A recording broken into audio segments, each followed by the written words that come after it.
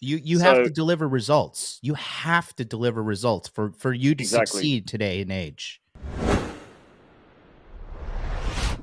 There's usually a lot on the underneath that you can only fake and pretend for so long. Like, okay, well, I'm not going to try to throw shade, but I'm just going to objectively comment on the reality of what's happening in our existence right now. Mystery, right? Mental breakdowns like weekly on Facebook, and has no money, and he's talking about how he wants to get his nursing degree. Roosh is like full on religious fanatic now, telling everybody that that thing you put inside your body is the mark of the beast, and Jesus is coming. So repent, enter poverty. Quite frankly, giving a pretty bad message, in my opinion, telling guys like, just embrace poverty. You can't say that when you're a guy like him and you have all these digital revenue streams that are available to you. And all these guys that like led the PUA revolution, I really don't think it was a PUA revolution. I think these guys just got to the market first, and then they had really good marketing skills. And then guys, sex sells itself. It's like if you sell cocaine and you're like, oh, I'm a great salesman. Like, no, you're not. You're selling cocaine. Like the sale is already done. It's like a girl's like, I'm a great prostitute. Like, no, you're not. Guys want pussy. It's like it's already built in for you to succeed. Well, there certainly was a golden age, I think, of that, where a lot of guys who were early adopters who got in there first did make a ton of money. And the degree to which those guys were selling a message that was valuable or responsible is I guess, in question now, But I think just being an early starter in that field, yeah, there was a shit ton of money to be made. These days, I think what we all know is that if you're going to make a name for yourself in this space and you're going to make it sustainable, you've got to have a message and a reputation that is durable, because otherwise, you're just going to get found out. You have to deliver results. You have to deliver results for you to succeed today in age. Exactly. And that's why, I mean, Tusk, you've got your whole Google page full of reviews from clients, haven't you, from boot camps? Yeah, my mum helped me write most of them, but yeah, some of them are a little bit. Is that your mum's basement? Yes, of course. You can see I've decided to match MLD's leopard skin. I have my leopard skin, my sexy leopard skin. I bought it from the charity shop. Cost me 99 cents. Nice.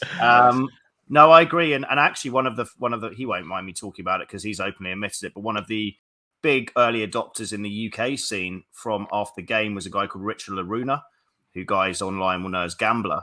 He now, in hindsight, because he's made millions, he doesn't give a fuck. But he set up the company when he'd only slept with 2 women. Whoa. Master pickup guy, right? And what? Yeah, and it was this is in the what was his company called? PUA Training.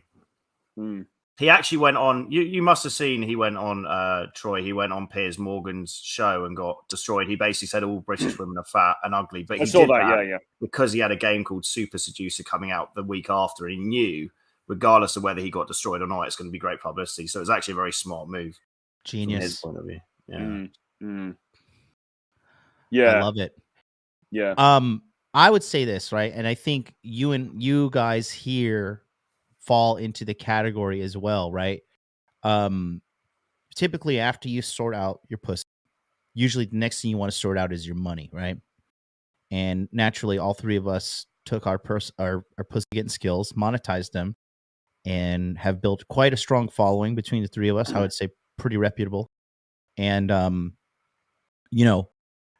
after you get as a man, after you get all the pussy and your money is pretty much, we live in relative abundance. Like you got Troy, you're out in Moscow just hanging out. I live in Tokyo. James, you frolic across the earth, like, annually. You make me sound like something from Lord of the Rings, frolicking. Like, just like, with a pot of gold. I've watched your channel. Like, you're just like, you're jacked, you're good looking, you're going from country to country. You're like, you're living the life. And I think that kind of brings you to like a crossroad. And when you're just like, oh, fuck, like I've pretty much achieved everything.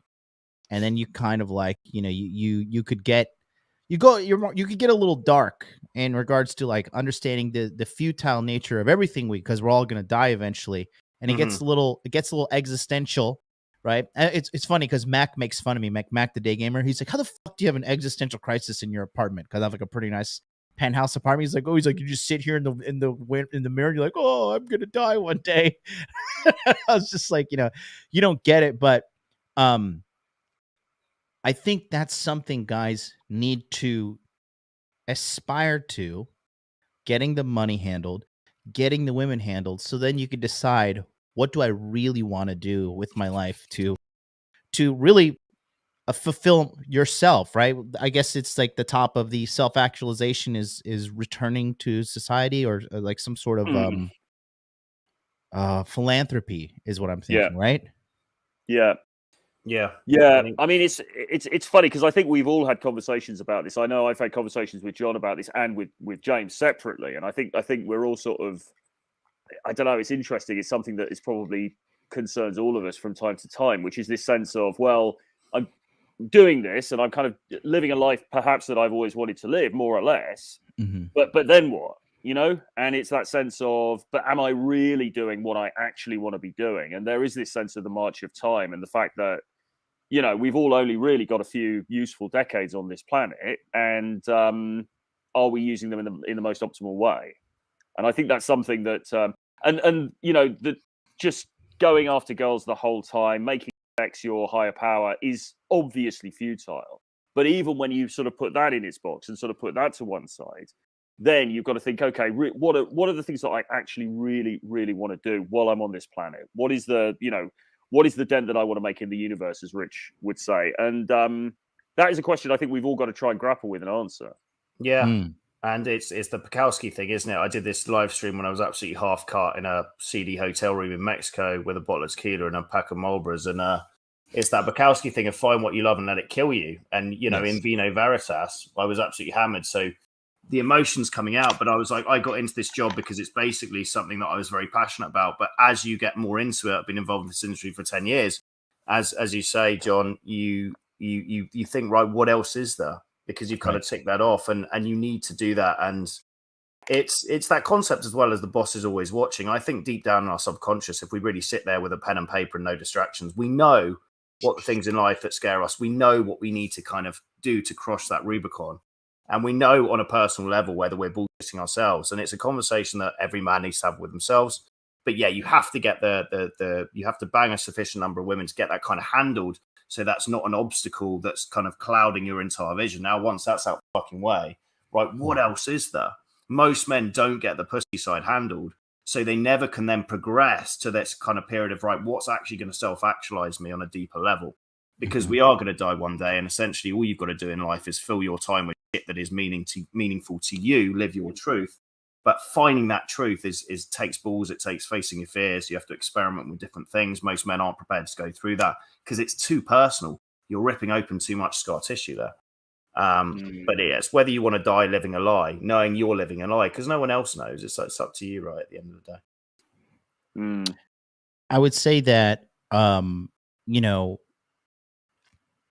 this is a demon that haunts a lot of fucking men. Is they are chasing the phantom pussy, right? It's almost like gambling because they don't understand the methodology. Because I'm pretty sure you guys, when you sit down on a date and you can tell a girl's keen, you're like, oh, okay, we are totally gonna fucking have sex, right? You just know, you're like, this bitch is dumb, like she's gonna do it, and you could see her, her playing her game, and like, okay, I'm just gonna do this and just do this and do this, and I'm gonna fuck her, right? And I think once you get that level of understanding, like, I'm not surprised when I go on dates. I'm just like, I know what's gonna happen, right? And I think once you solve the mystique, the mystery of it all, it really loses the allure, right? I think I would say after a guy fucks like 100 chicks, right? Because once you figure it out, you can fuck 100 chicks pretty quickly. And once you get to that number, then you kind of realize, like, okay, this is kind of like a negative ROI in regards to my life. I agree. Like, yeah. Yeah. And I think a lot of guys, they like, they're like pulling a slot on a slot machine, they're just like, okay, like, am I gonna get some pussy? Like, oh fuck, oh no, not this time. Like, okay, let me like fucking pull this one and do this and that. But they really just don't know what the fuck they're doing. But when you actually solve it, it does lose its allure, its mystique. And that's what I do with my guys.